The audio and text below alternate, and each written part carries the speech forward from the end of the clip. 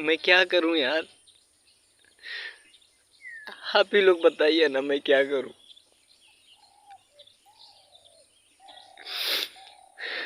मुझे कुछ समझ में नहीं आ रहा है कि मैं अब करूं तो करूं क्या। मैं सच बता रहा हूं, मैं कभी ऐसा नहीं करूंगा यार।